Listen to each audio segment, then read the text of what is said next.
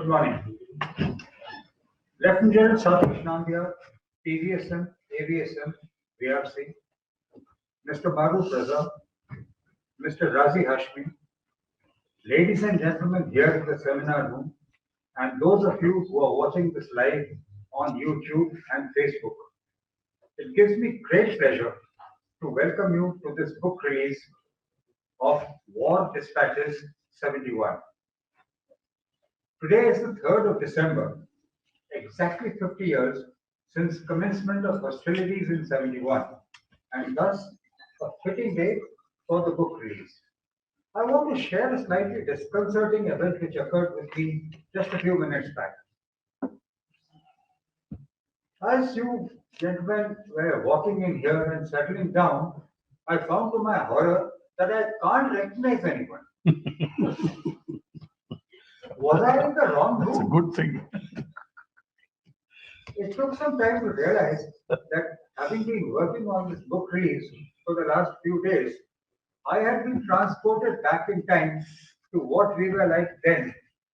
Young, bright-eyed, bushy-tailed, full of josh and gung-ho. But here I found a room full of senior citizens, complete with receding hairlines, baggy trousers, self-included. It reminds me of the lady who goes to the dentist, and outside his office, she sees a name plate containing the name of a guy who's a handsome, curly-eyed chap curly-haired chap on whom she had a huge crush when they were in college. When she went inside, however, she found a bald, old, stooped-over man, obviously somebody else with the same name.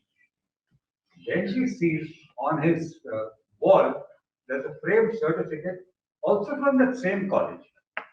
So she makes bold to ask that, hello, are you so and so from such and such college?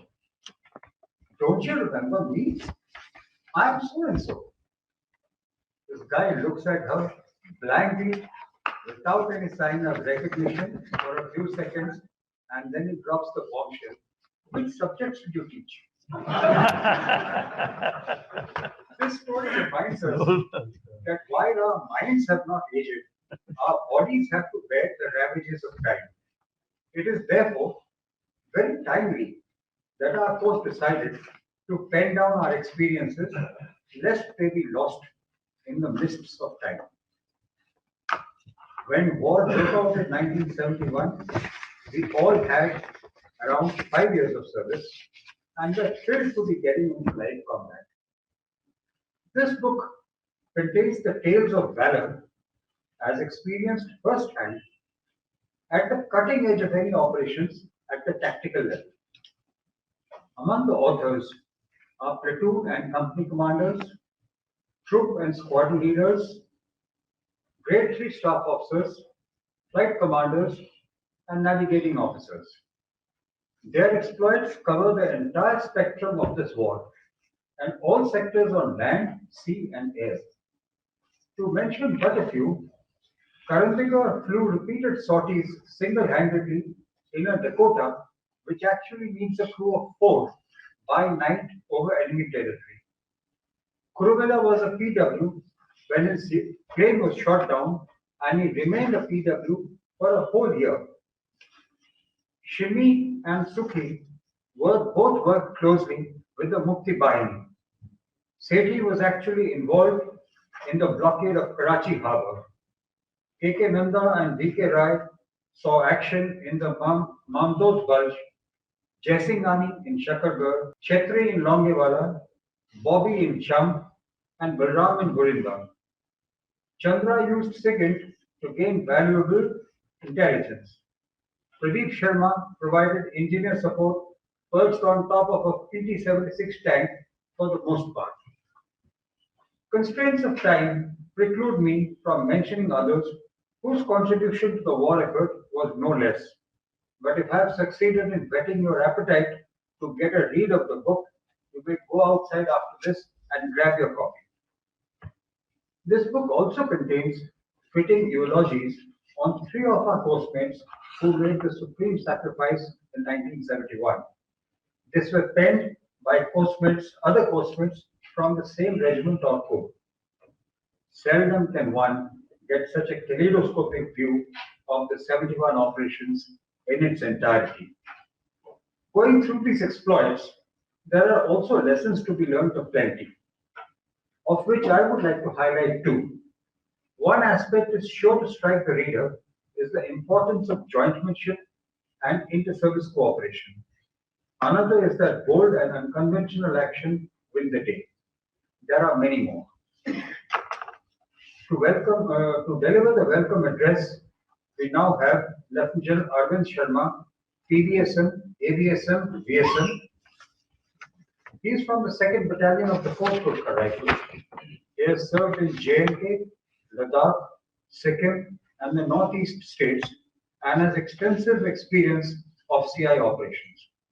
He commanded the division in Manipur and the Fire and Fury Corps in Ladakh. Following the homing instincts of a true Gurkha officer, he did a tenure in Nepal as the defense attaché. He was General Officer commanding Eastern Command prior to superannuating in December 2006. Arvind is a prolific writer with a sharp brain. He authors articles in magazines dealing with defense and strategic perspectives. A keen sportsman, he represented both NDA and IMA in soccer. General Arvind Sharma. Thank you, Ujjwal. Ladies and gentlemen, it is my privilege to welcome you all for this book launch ceremony. I would like to welcome our chief guest, General Satish Nambiar, who has kindly consented to release the book. There could not have been a better choice than him, I am sure, because he was there in the thick of battle where he was awarded the VRC for gallantry, which we all know. I also welcome Mr. Maroof Raza, who himself has a standing of his own in the media. He wrote the introduction for the book for us. And welcome the publishers, Mr. Razi Hashmi, though he is part of the team which has produced this book. As regards the postmates who have written articles for this book, and finally it has been put together. Regrettably, because of distances and the pandemic, only a few of them are present here. And even the editorial team, which assisted Balram Mehta, is not here in full. Some of them are not here. At this juncture, I would mention that Ujjwal has perhaps stolen a lot of what I wanted to say. Sorry. But that's his prerogative. Whosoever comes here first takes on and carries on. So I will now take you back to where this course was born. Way back in July 1962, when we all, the 28th NDA course, descended in Khadakwasla. Ours was a different course, that's why I'm talking about it. So everyone feels that our course is different. But I'll confirm it to you by certain listings that I have in mind. The first and foremost was NDA courses normally used to be comprising about 250, 260 strength. Our course was there at 370, which is a really large number. And after landing in Khadakwasla, we upset the academy authorities also. Because when we landed there, they had to raise a 13th squadron. We had 12 squadrons before that. So a new squadron was raised, Mike Squadron. Thereafter, when, as youngsters, as the newcomers, we couldn't be fully equipped. We were issued cycles which are one for a cadet. Used that for a week and then suddenly we were told, no, you can't use your bikes. Why was that? Because Mike Squadron, the 13th squadron, our course-mates hadn't got their bikes. So therefore all of us were running around. I don't know how many of you remember this. And then putting on uniforms, again it was a problem. because Phelps and Co. was not smart enough to equip all of us in time. Notwithstanding that, our course continued. In about the first year, we found that a lot of us were academy standard players. Were it soccer, were it cricket, were it hockey. We had between 5 to 6 coursemates in the academy team out of the 15. So there are 6 terms and 6 courses. Our course took 1/3 of the place because of our capabilities as sportsmen. To top it all, there was a athletic meet taking place here in Delhi, and we had 2 of our chaps. One of them crossed the marks that were set in the Asia, and that was in long jump. KPS Lamba went and jumped beyond what was being performed here at the national level. And H.S. Sani used a javelin throw that he equaled the record here. We also had a problem people in the sense, very talkative and landing in trouble all the time. And this continued, which earned us the sobriquet of Gadar. The course was given this nickname, Gadar course, by our seniors, who found that it was difficult to control the lot of 370 that we were there. We came to IMA, and 416 of us passed out. Of course, the Air Force and the naval officers went away, and at commissioning, 416 of our course was commissioned from IMA, whereas 21 of the Navy and 79 of the Air Force got commissioned as their training completed in various institutions.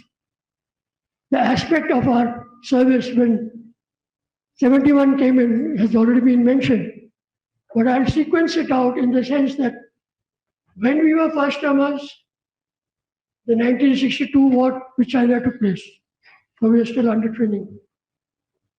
In 1965 war took place, we were again under training in IMA. Therefore, both these wars we missed. Come 71 has already been highlighted by Ujjwal. And let me also mention that in the Kargil war, it was one of us who led the charge against the Pakis and threw them out, the Mohinder Puri. So we have all sorts of this, and that is what makes us the Gadar course. I would like to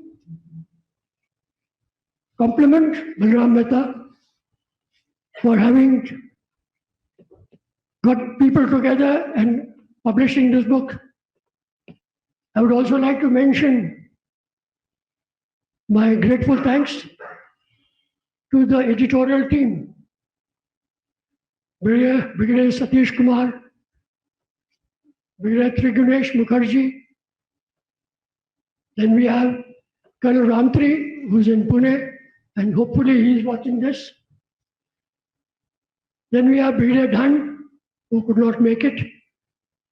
And we have Colonel C.P.C. Nath, again a signalman who's sitting in Bangalore. The editorial team did a wonderful job, and the product is in front of you.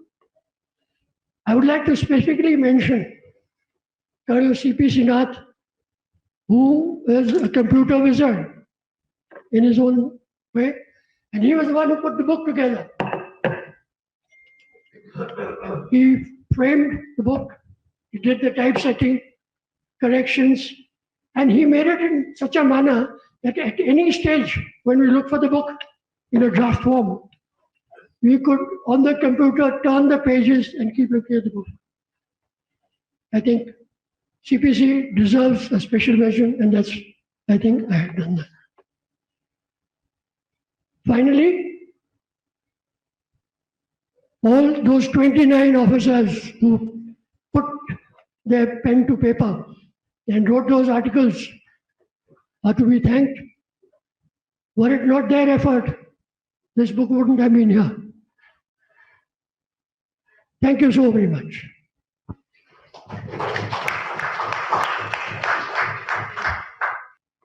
Brigadier Balram Mehta is the one to whom goes the credit of conceptualizing the books that we are releasing today and guiding the progress over the past year till publication. Balram comes from an illustrious military family that had four brothers participating in the 1971 operations. During the 71 ops, he participated in the tank versus tank battle at Garibpur as part of 45 Cavalry. His book, The Burning Shafis, describes this tank battle as also the leading of the advance of 9 Infantry Division to Khulna. Post-retirement, he spent 3 years with the government of Gujarat before stepping into higher education. He's been the Vice Chancellor of Maharishi University of Management and Technology. Later, he revived 2 universities in Madhya Pradesh and Chhattisgarh. His NGO, Jai Jawan Nagrik Samiti, Surat, has been providing yeoman service to martyrs' families and dependents since 1999. Brigadier Balram. I'm extremely happy today, not only because of the book launch, not only because Pakistan attacked India today and got a bloody nose, but also to be in the midst of lovely ladies here, ex-comrades and coachmates, and the Anirudh and his team from Blue One. But more importantly, we are also very happy to be in the presence of Lieutenant General Satish Nambiar, Padma Bhushan and war decorated also many times for his distinguished service. Also present, Mr. Maruf Raza, an ex-serviceman and a very popular defense commentator. We are very happy that on a day like this, we get the opportunity of coming together under one roof to talk about not only the book that is being launched today, War Dispatches 1971, but also a large number of other coachmates and other people who have received the link forwarded by Razi and his team. And it is quite possible that many of them would be listening in to whatever is happening in this hall.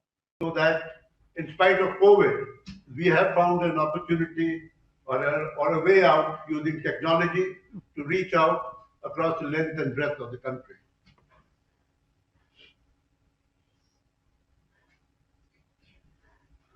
I'm here today to share with you as to how this book came about. What was the concept leading to this particular book? It will surprise you to know that the starting point happens to be Moses. Moses is the one who rang me up. He was in Australia. He rang me up a little over a year ago to share with me his happiness and the fact that he was celebrating in Australia. But before I go any further, let me share with you, the Moses is not the prophet Moses who led the Israelis out from Egypt, as also with the 10 Commandments. This Moses is Moses Karkhanawala, my deputy director while we were in Gujarat. And why he was celebrating was because 20 years ago, he and I had joined hands to do something which was unusual, unique at that particular point in time. And what we did was, we got hold of the studio of ISRO in Ahmedabad, and we connected it to the nodes, the satellite nodes of the Secondary Board of Education in Gujarat to conduct the first ex-serviceman Sainik civilian across Gujarat. He was very, very happy and proud of it. And this particular thought led me to think about what is it that we could do. And that is when I contacted Manohar Ramtri. Manohar Ramtri runs a Zoom call every month to keep all postmates in touch. And along with Dhan, they send out emails, share emails, which go out to about 290 postmates that week. It is something remarkable that they've been doing. But talking to him, I came to realize one more truth as to why this course is also called Ghazal course. My version of it is that the entire course was born before 15th August 1947, except one, Richard Thabre, who then later transferred to the 29th course. Now, this particular batch really grew up in their childhood learning about the partition, learning about the war of 47-48. We were in the National Defense Academy, as mentioned by Arvind, when the Chinese attacked us in 1962 and humiliated the nation. In 1965, we were gentlemen cadets in the Indian Military Academy. In 67-68, one of our batchmates, N.C. Gupta, shot inside, but his death and what he did at Nathula was something really remarkable and touched the hearts, the inner hearts and the core of the entire force. A little later, we heard about Operation Searchlight, we heard about genocide, we saw the 10 million refugees coming into India. We were also at that particular point in time aware of the changes of the country and more particularly the defense forces, more particularly the army, and the coordination between the three services, and then the war. In the war, we were junior leaders, but we remember what the National Defense Academy had taught us, a simple formula as far as junior leadership is concerned. Follow me. And that follow me led to victory. That follow me led to the creation of Bangladesh. That follow me led to the humiliation of Pakistan, who always boasted that 5 of them were equal to 50 Indians. This particular thought was uppermost in my mind. We realized that India had now stepped into and become a regional power.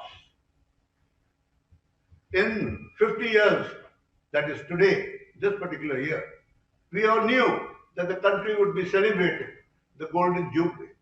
But what is it that we would be doing as a course? And that is how the talk came about, because I just signed an agreement with the Penguin Random House, and the thought that a book may be an ideal tribute to the cause and to the defense forces and to the coming generations, that is how it generated. But it wasn't all that easy. It wasn't easy for the simple reason that in 50 years the technology had changed. Technology shaped the battlefield. Was it going to be relevant what we experienced 50 years ago? Now to the new generation, now to the coming generation. It was doubtful. But what remains important is the sterling qualities of soldiering. Bravery, honesty, sacrifice, these are the things which remain as far as soldiering is concerned, no matter how much the technology changes. So this is one very, very important aspect as far as the book is concerned. The second thing that came to mind was that we had to still convince batchmates who had shed the bacon, the sword, maybe the stripes, maybe a large number of other things, and were all now veterans. How to make an appeal to them to pick up a pen and share their wartime experiences with the larger fraternity. Most of them were highly cooperative, and it was finally came down to my sending out a mail in which I also made use of the book written by Henry Todd, Die Empty. The main theme of this book was that whatever goodness that you have inside you, whatever you want to share, don't wait till the last. Don't let it get buried. Share it before you conquer. This particular mail I handed over to Manohar Ramtri, who was kind enough to pass it on to the course. He also asked me, invited me over to join this Zoom call. And during the Zoom call, it left nobody in any doubt that this book was going to take shape. We immediately gave it the name War Dispatches 28 3721, standing for the three courses, 28th NDA, 37th IMA, and 21 technical. And we added the two letters 71, trying to copy General Harbaksh and his famous book, War Dispatches, 1965. With this particular start and the enthusiasm and the excitement that it created, articles started flowing. We quickly formed an editorial team which consisted of four very important people. One was Manohar, Dhan, Arvind, and Pradeep. These four had earlier organized two Golden Jubilees of the Post, and we had volunteers, Satish and Sri Ganesh. We set a date, 16 December, the day of victory over Pakistan.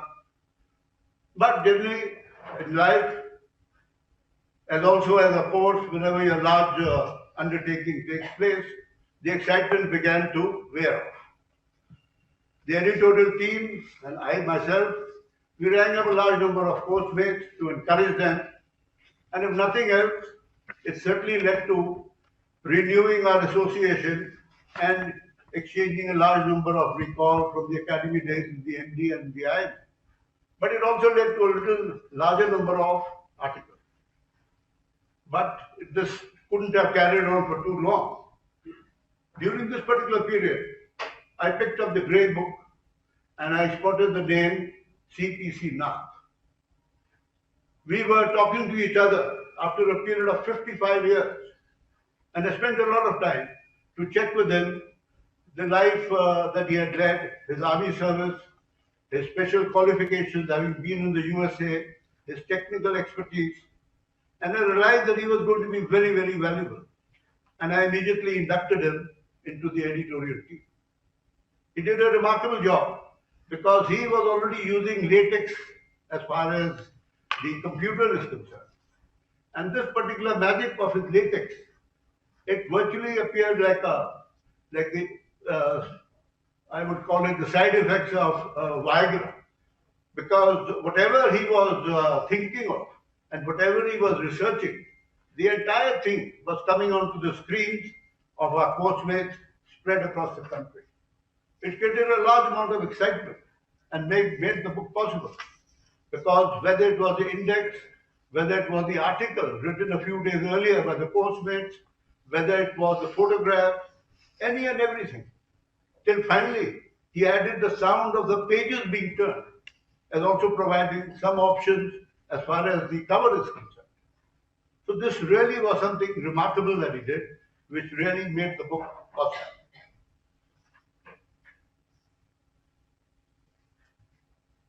The book today published, we have to thank our publisher, Anirudh, and his team is also here, along with Pankaj and Radhya.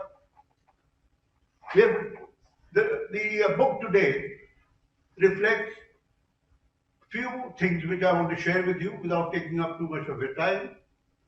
And the thing that it now today reflects is how, in spite of 50 to 55 years, course-mates from the Army, Navy, Air Force can get onto a single platform. How they are just one call away to each one and to each one of the course-mates and the families, including the single ladies. This, I think, is something remarkable, and the tribute really goes to joint training and jointmanship. Second is that as a course, we've been able to pay tributes to our martyrs, to those who are no longer with us and have moved into the timeless zone, which again reminds us how we miss them. We also have dedicated this particular book to the National Defence Academy and to the other training institutes of the three services.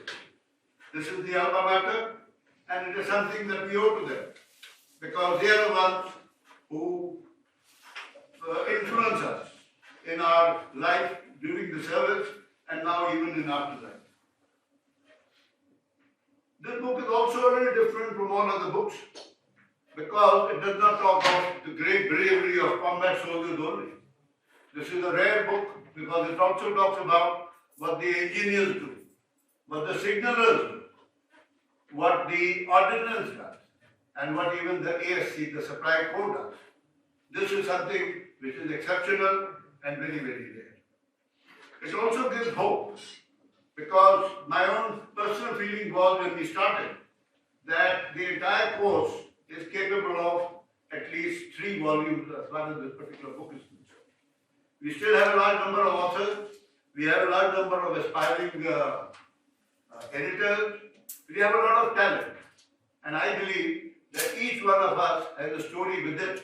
It's only a question of shaking yourself a little and sharing that particular story and remembering what Henry Todd had to say. Die el king. Today I take this opportunity to thank each one for the cooperation and the help and the encouragement that they have provided. But I would certainly like to name some of these gentlemen. One is Dhand and Manohar for an excellent platform that they provide to keep the courses, the entire course, in touch with each other. I think it is something remarkable. And they do it beautifully, without any cost and without any complaints. I then have to thank C.P. Chandra. I think what he did and the talent that he has remains untapped. And that is why I feel 3 more volumes from this particular course at the rate of 1 book every year is a distinct possibility. I have to thank Arvind. He's always been positive, he's always been cheerful, and he's also written the preface for this particular book. Also, what I learned from him is the value of being prompt. You send a message to him, and in 2 hours, you get a reply back. I think that is something remarkable. I also have to thank Satish and Sri Ganesh for being forever cooperative. Pradeep, who is not here today, for also being very, very cooperative and helpful. And Sri Ganesh for all his love and luck messages that he's been sending. Sri Ganesh, thank you very much. Thank you very much. Great.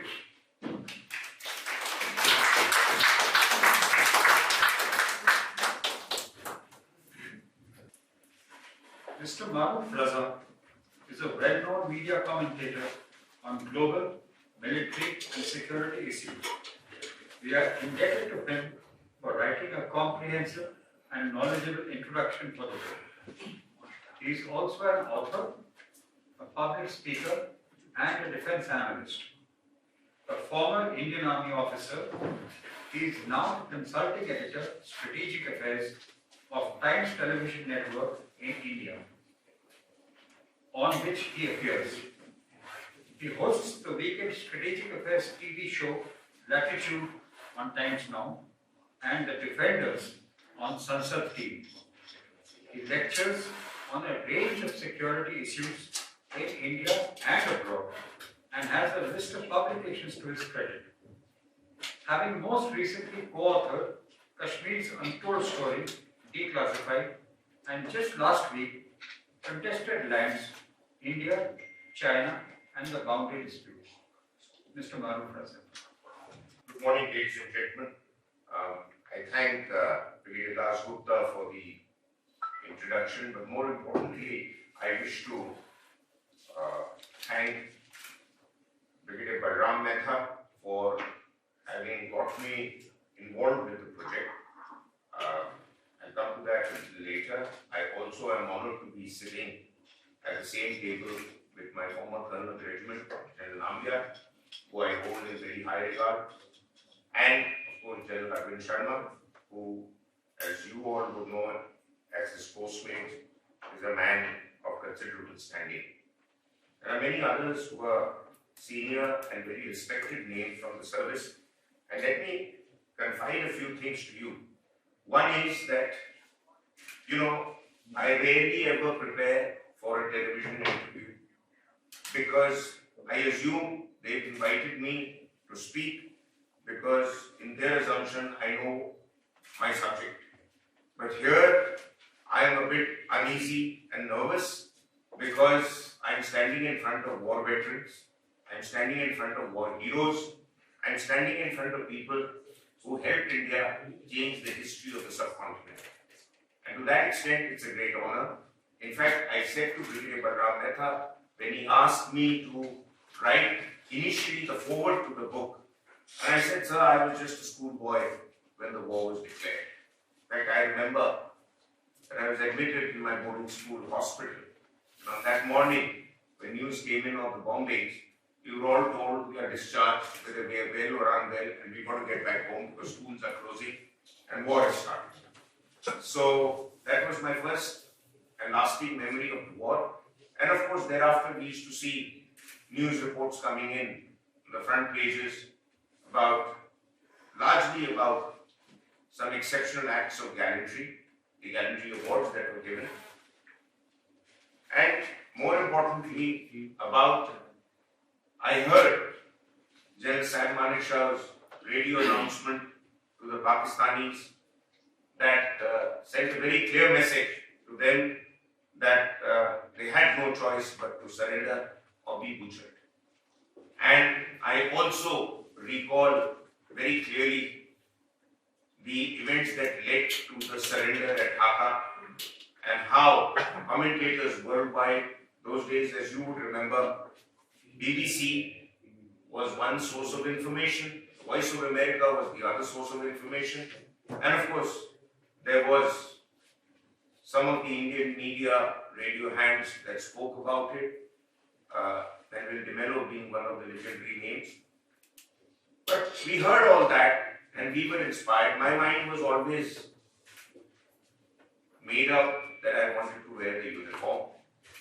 And I remember that just after the war, my father was, some years after the war, my father went on to command a brigade and there were some prisoners of war in the area of his brigade's location.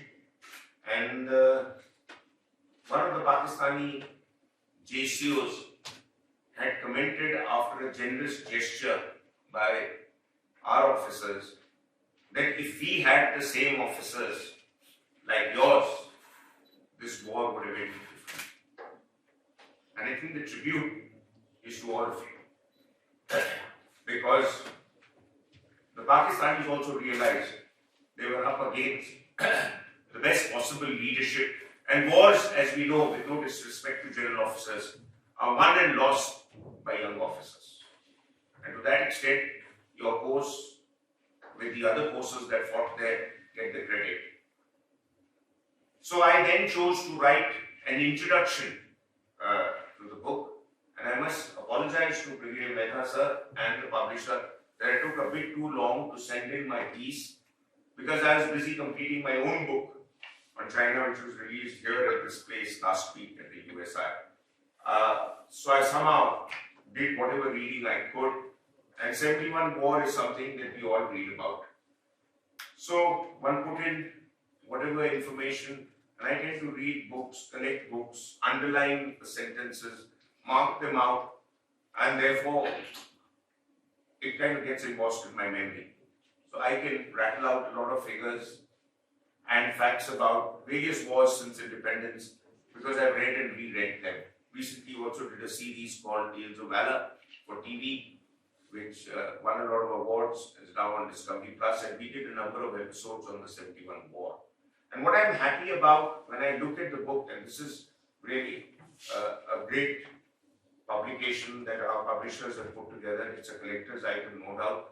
But what is more important, I believe, that in the absence of our Ministry of Defense coming out with proper historical records of our wars, and India is the only country that seems to be shy about even talking about a victory, forget a loss.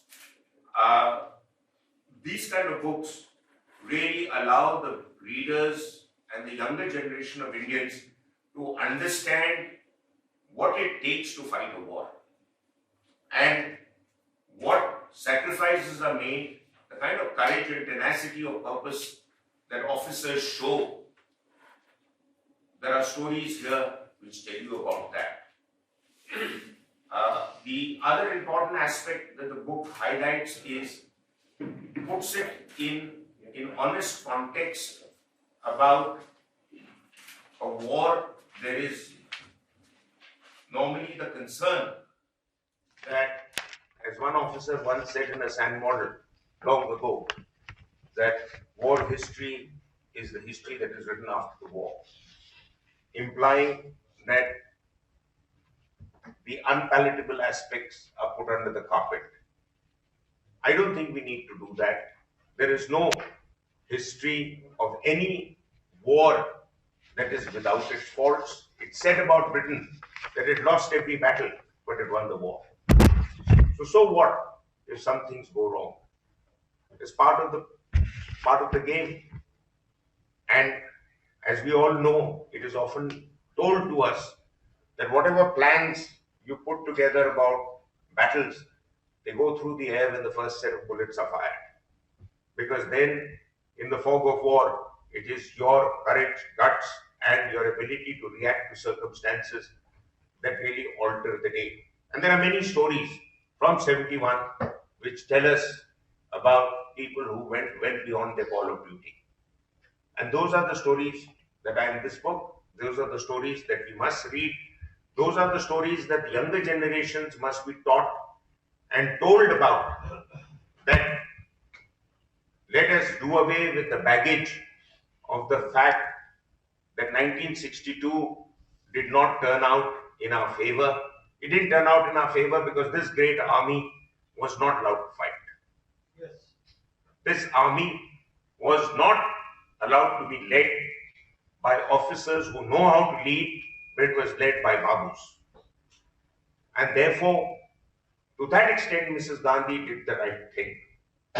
When she asked General Manekshaw in particular, but the service chiefs in general, for their opinion that when could she declare the start of the campaign.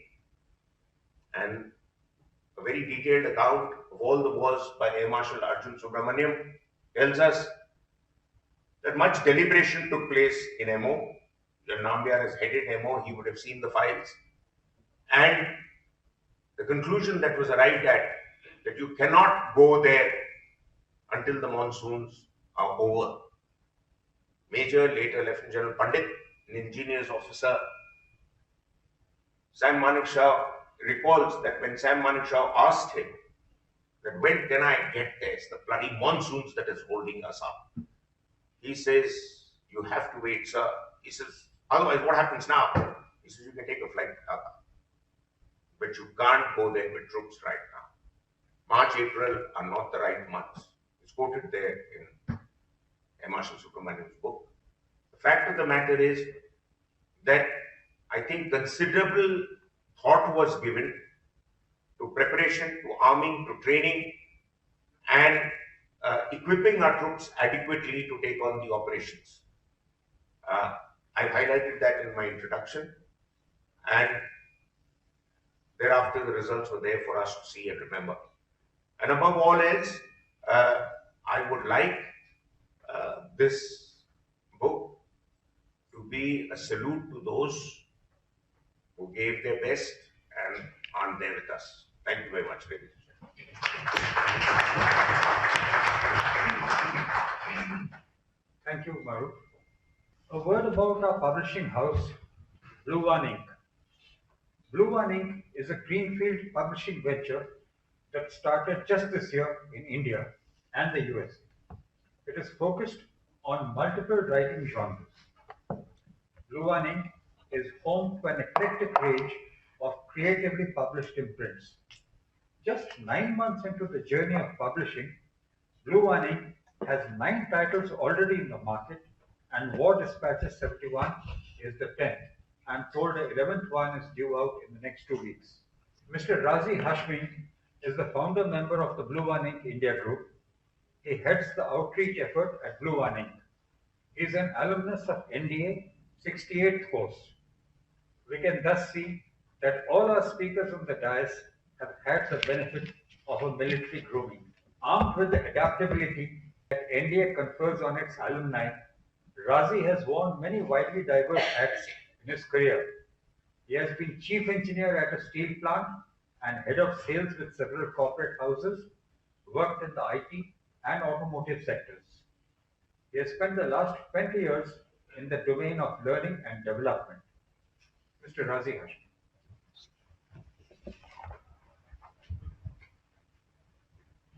Thank you, Vedas.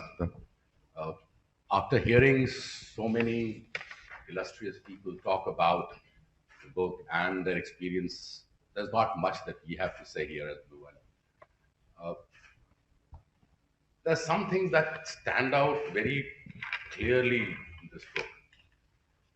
It is a truly special book, and I say this because this is a book that humanizes the soldiers who have fought for us and guarded us at such a critical juncture in our national history.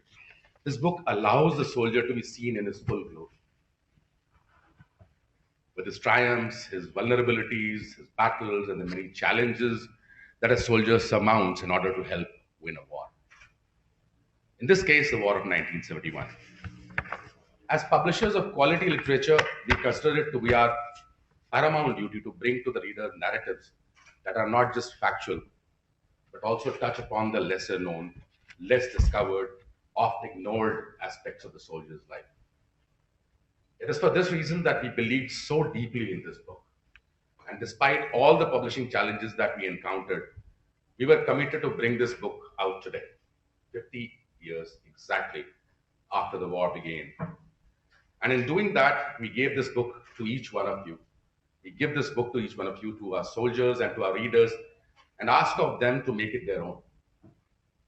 We hope that it is accepted, loved, and remembered, not only by the people here because they were part of it, but the larger Indian public that has hardly heard anything like this or seen anywhere. There's no better way to thank our soldiers than to keep them in our memory and our hearts.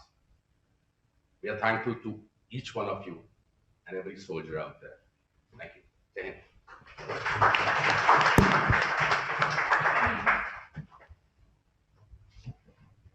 Our esteemed chief guest for today is Lieutenant General Satish Nambiar, PVSM, AVSM, VRC. Commissioned into the Indian Army on 15 December 1957, Lieutenant General Nambiar's operational experience includes service on the ceasefire line and LOC in JNK, CI operations in the Northeast, and active participation in the 1965 and 1971 operations. He was awarded the Veer Chakra in 1971 for bravery in battle. He has been the DGMO. He was the first force commander and head of the UN forces in the former Yugoslavia from March 1992 to March 1993. He retired as the Deputy Chief of Army Staff on 31st August 1994. The General Officer is a recipient of the AVSM in 1991 and the PVSM in 1994. He was Director of the USI from July 1996 to December 2008. A life member of the IDSA, he was a Distinguished Fellow at the Institute from 2011 to 2015. He served for many years as a member of the Council for Security Cooperation in the Asia Pacific, India, and was on the governing board of the Indian Council for World Affairs. His various assignments include advisor to the government of Sri Lanka on certain aspects of the peace process in 2002-2003, on the International Advisory Council of the Folke Bernadotte Academy in Sandöbergen, Sweden, an inaugural member of the International Advisory Board of the Security Council report, and the Advisory Board of the Geneva-based Information and Communication Technology for Peace Foundation. General Nambiar served from November 2003 to November 2004 as a member of the UN Secretary General's high-level international panel on threats, challenges, and change. He was a member of an expert legal inquiry set up by Geneva-based International Commission of Jurists to ascertain whether there had been violations of international humanitarian law during the actions in Lebanon in July-August 2006. He was a member of an international verification commission that monitored implementation of a ceasefire declared by the Basque Homeland and Liberty Organization in Spain. He served as a member and chairman of the advisory board of the United Nations Institute for Training and Research Peacekeeping Training Program from 2009 to 2015. He was a member of a global reflection group on the monopoly on the use of force. General Nambiar was conferred the Padma Bhushan by the President of India on the occasion of Republic Day 2009. General Satish Nambiar. Let me start by saying what a pleasure it is for me to be with all of you here this morning to participate in the release of a publication setting out the experiences of the 1971 war by so many of you who were commissioned from the IMA in the June 1966 batch and colleagues from the Navy and the Air Force. And of course, it's a particular pleasure to catch up with those of you I have known and worked with. Now, I did have a quick look through the copy of the manuscript that was sent to me by Arvind Sharma.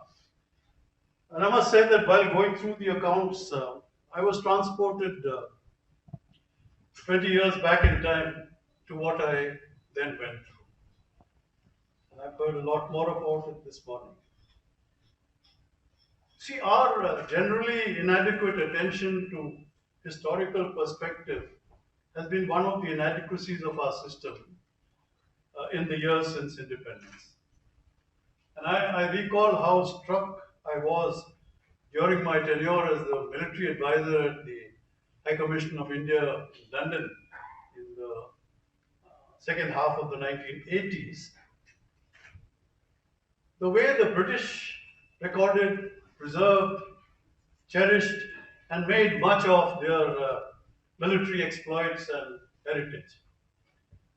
As a consequence, in my own small way, as the first available opportunity as the director of the United Service Institution of India after my retirement, I initiated, with the concurrence of the council, and the assistance of my serving colleagues in the three services, Admiral Vijay Shekhawat, Shankar Roy Chaudhary, my batchmate from the academy, and Satish Sareen, the Air Force Chief, the setting up of a Center for Armed Forces Historical Research, which I'm proud to say is doing a great job here under the aegis of the United Service Institution of India. I'm not too sure whether there's anyone from the center here this morning. Is there? Well, there you are. So that proves my point about the inadequacies of the system. Your offices are just down here. And here you have a release of a publication on the history of 71 war. There's no one here. That doesn't speak very well. I say that with some sense of realism, because Maruf made this point about the reluctance of our system to declassify war history. Utterly idiotic. There's just no excuse for it. And for those of you, maybe someone mentioned this business, I was DGMO and all that sort of thing. I was an MO even as a young major in 1969-70, just before the 71 war. One has seen a lot of this. And I was shocked at the way we, pretend as though there's something, heavens will fall if we declassify. There's just no excuse.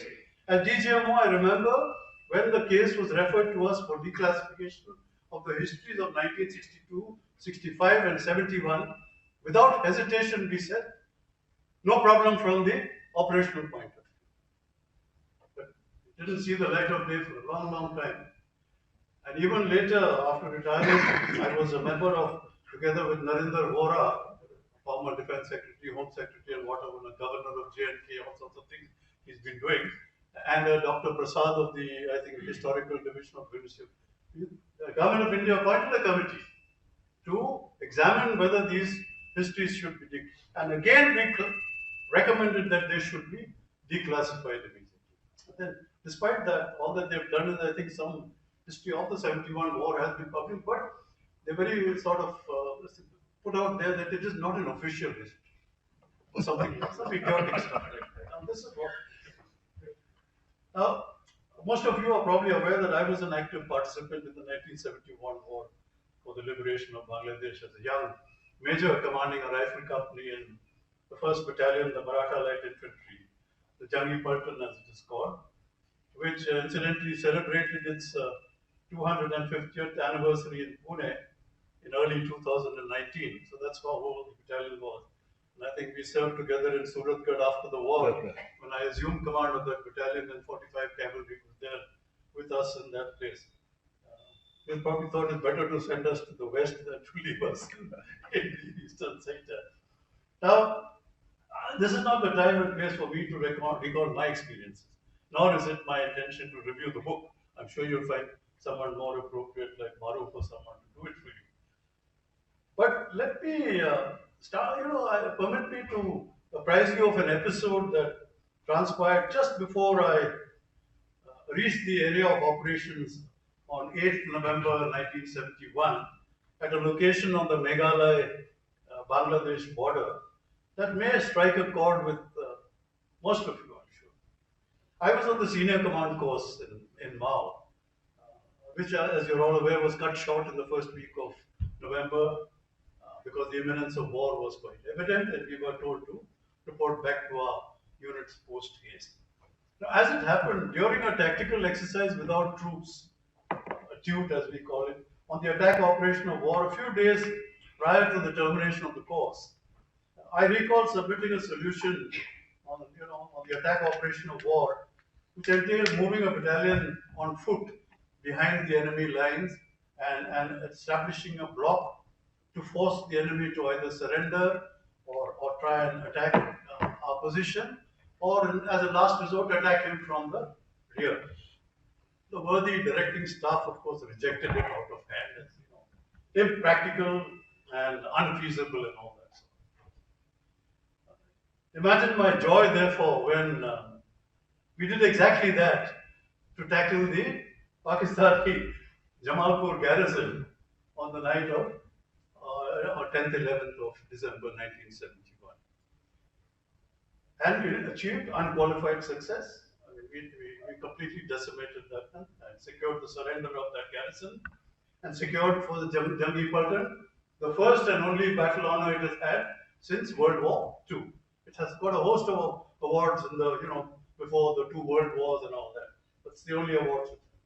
Now, I mentioned this because this was the story behind the success of the 12-day lightning campaign in Bangladesh that led to our troops entering Dhaka on the 16th of December 1971 and to the unconditional surrender of all Pakistani troops and paramilitary personnel in that theatre. And for those of you who are not aware, I was among those who was privileged to enter Dhaka on the afternoon of the 16th of December. And I spent that night of all places in the president's house in Dhaka, because I couldn't find any other place to park my car. And I slept on Yahya Khan's bread. That's a qualification. Okay. Anyway, so wherever feasible, as it happened, I mean, the accounts that are there in this book, in all the sectors, our units and formations exercise the option of maneuvering across country on foot, using country boats to get across these tributaries of the rivers, using bullock carts at times. We did that. Or as in the case of 4 Corps, by the use of helicopters to ferry troops across the river obstacles. And of course, on the axis that we were operating on, the battalion para drop at Tangail, which incidentally we linked up with on the afternoon of 12th December 1970. A historic link up, for instance, because the para drop was undertaken by 2 para, which is old 3rd Marathas. This was converted to a para battalion after independence. And 1st Marathas linked up with 2 Maratha battalions. I'm mentioning this as a side effect. Now, the 1971 operations, I think, in the Eastern Theatre, focus on that, are outstanding by any standards. And that is why I think they are studied in some detail even now in many service institutions across the world. Not only in our country. Probably in some of our institutions it may not be, but certainly in many of these. For the preparation that went into the conduct of the operations, training and equipping of the Mukti Bahini, and co-opting the regular units of the that Pakistan Army that had dissociated themselves from the Pakistan Army. And most importantly, I think the attrition we subjected the Pakistani forces to by the conduct of raids, ambushes, and so on during October and November 1971. Therefore, it's always struck me as absolutely, again, an idiotic posture to take. You know, we're trying to tell the rest of the world that we did nothing before 3rd December. I mean, no, the rest of the world all knew it. We only probably bluffed our people that we were, great guys. We didn't do anything till the 3rd of December. But this we actually did, and I say this because I did it myself. I was wearing lokis till the 2nd of, or the morning of 3rd December, in fact. And on the night of 13th, 14th November, my company and another company, we undertook a two-company ambush that decimated a heavy mortar battery of the Pakistanis. Similar raids and ambushes we had undertaken, as had many other units and so on. Now, there are, of course, many claimants to the success of the overall operations. But it was really, as always, the professionalism at various levels, the commitment and dedication of the troops in the units and formation. I think we cannot do enough justice to our men. They are superb, what notwithstanding what someone just mentioned about this business about the Pakistani prisoner of war. I think you'd mentioned Maru, saying, if they had officers from there. Yeah, that's okay, that's fine. They've been saying that for years. Even in 65, some of them did say, we certainly look after our men better than the Pakistani officers. There's no doubt about that. But our men are absolutely unique in their own ways. And then, of course, we had this great advantage of, I think, the professional leadership that also we provide at the junior level, and luckily in the case of the 1971 operations at the senior military level also. So that made a lot of difference. And as I mentioned, the tactical maneuvers of getting behind the Pakistani positions to reduce them. Now, permit me to also mention something that is often ignored in the euphoria that generally follows such successes. In my view, there is no way we could have achieved the victory we did if it was not for the support and assistance of elements of what was the East Bengal Regiment, the East Bengal Rifles, the Mukti Bahini, and the local population. And needless to say, it is also true that they could not have secured the independence of Bangladesh without the assistance of the Indian Armed Forces. So this is something which one has to acknowledge. In fact, I think the unconditional surrender of the Pakistani garrisons, including in Dhaka, had much to do with the justifiable fear, I think, the Pakistanis had that they would have been butchered by the locals if they had not received the protection of the Indian Armed Forces. And this is a fact because I think in our wisdom, on the night of, I can tell you as a personal knowledge, on the night of 16th, 17th of December 1971, we numbered about 2,000 or 3,000 Indian troops in Dhaka. So the rest were all coming in from various directions. So the Pakistanis were still about 10,000, over 10,000 in Dhaka at that time. So our higher commanders allowed them to retain their weapons for 2 nights so that the locals would not have, butchered them. And then, of course, the actual surrender to physical laying down of weapons and them being under our physical control was done on 18th of December. This is what actually happened. Now, this is, finally, I would like to just now use this occasion to highlight a perspective that I think must be borne in mind if we are to draw the right lessons from history and the accounts that you people have put together. No matter what may be stated in public by the military hierarchy and analysts and so on of the day about various military operations and events over the years, in the secure confines of the operation rooms at various levels, whether it's army headquarters, command headquarters, corps headquarters, or wherever. Study groups in our various training institutions like the Staff College, the War Colleges, the National Defense War College, the National Security Council Secretariat, and so on.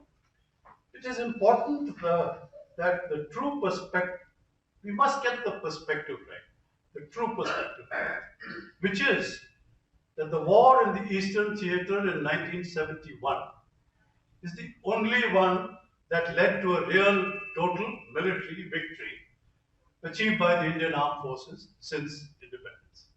And I say this as someone who's been in action long before that. This may upset a lot of people, but I suggest that if one is to do justice to the great profession of arms that we are proud to be part of, we must be honest in our analysis and assessment of our true achievements.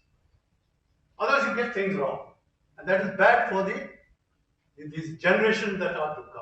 That's the point. In the operation Jammu and Kashmir in 1947-48, for instance, notwithstanding all the gallant actions of our troops, there are no doubt of them. What we actually achieved was to push back the raiders and the Pakistani army elements. And finally, on the 1st of January 1949, when the ceasefire became effective, a little less than half the state remained in Pakistani possession and remains so even today. Can we, in all honesty, call that a victory?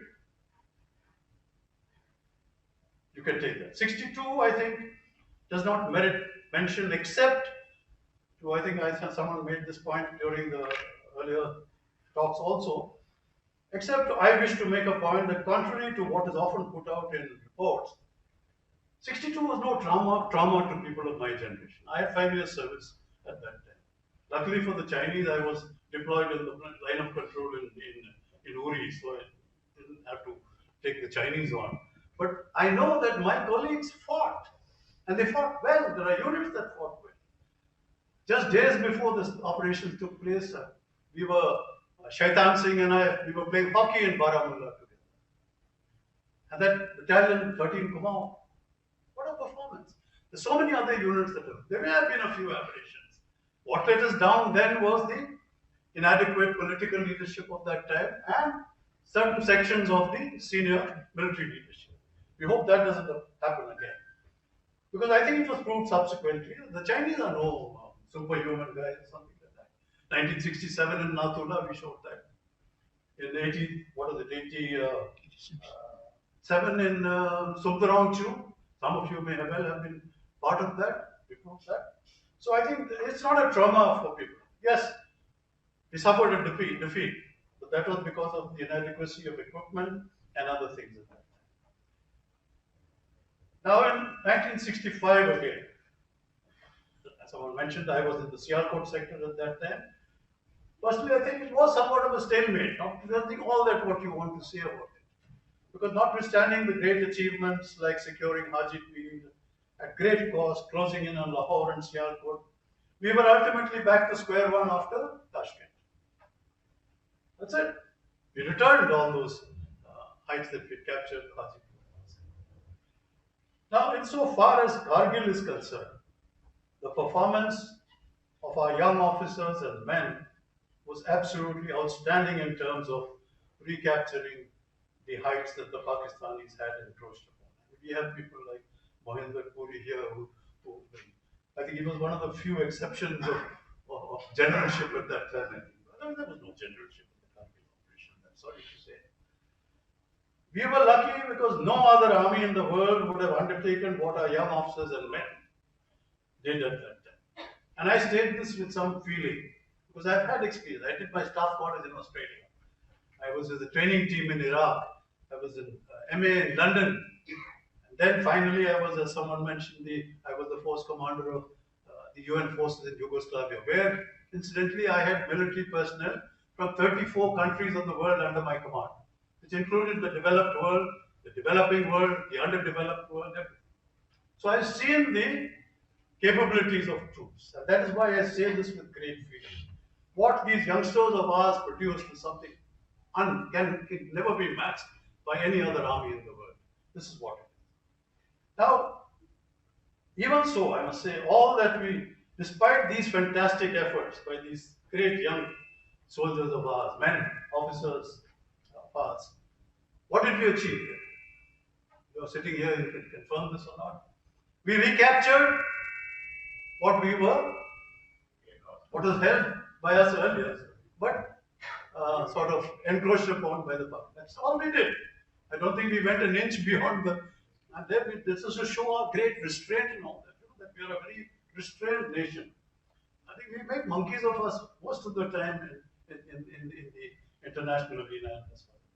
Anyway, and I say this because I think, in the institutions and all, when you're studying this, when you're developing concepts, I do feel that I hope there's no one from the current generation there's no uniform guy here, but I hope the generation now in charge and the ones to follow will make sure that they develop tactical concepts, operational art philosophies, and strategic doctrines based on the lessons of these operations to make sure that when the next round comes, we give our young officers and men at least an even chance, if not a better one, than we gave them in Kargil.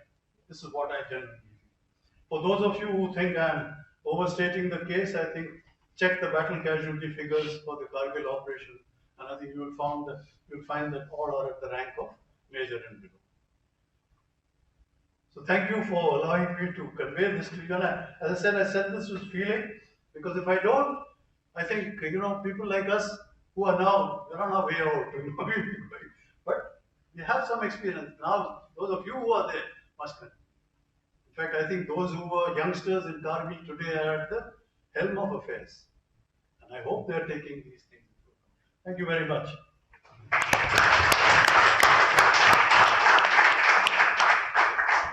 Thank you so very much, sir. That was an absolutely riveting and illuminating talk, and I wish you could have continued for at least the same length of time that you spoke for. Thank you, sir.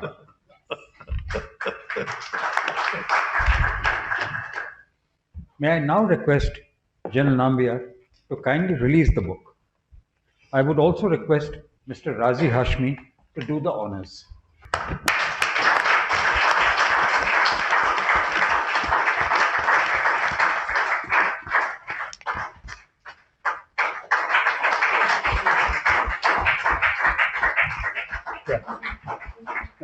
Thank you very much. It remains for me to express our deep gratitude to General Nambiar for acceding to be our chief guest today and releasing the book War Dispatches 71. We are indebted to Mr. Maruf Raza for writing an illuminating foreword. He has comprehensively covered the military and political aspects of the 71 war, including the developments in Pakistan, and has given us a macro-level worldview of these operations. Our grateful thanks also go to Mr. Razi Hashmi and Blue One Inc. and all you guys sitting at the back for taking on the publication of this book. We thank you also for hosting this event.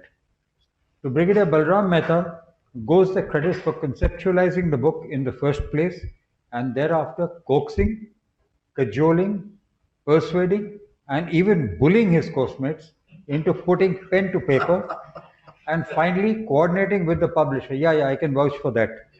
You rang me up when I was in hospital for the article.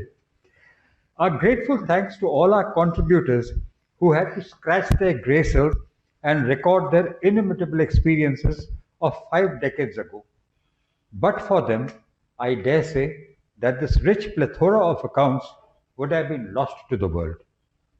This comprehensive compendium that War Dispatches 71 has turned out to be should be an illuminating read for all students of military history and a useful addition to unit and regimental libraries.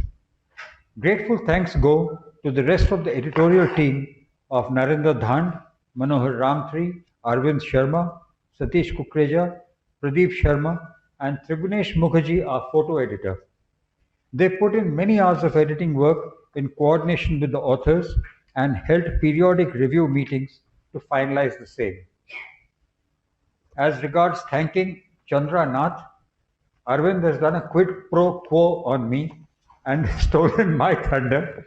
Suffice it to say that this gentleman did no less than 60 iterations of the book as it was being developed through that entire period. To all members of our course goes the credit for coming up with useful suggestions and inputs at our monthly virtual meetings. These went into the development of the book over the months. Finally, we express our gratitude to the USI for making available this venue for the book release. This seminar room is fully equipped with audio-visual equipment, which has enabled live streaming of these proceedings. I'd also like to thank all the members of the USI who've helped us today. Incidentally, an edited version of these proceedings will be put up by our publisher after this, so that these can be seen at any time later. I now invite you to join us for the high tea that has been laid out outside. And please keep your purses handy to grab your copy of the book, which is also displayed outside.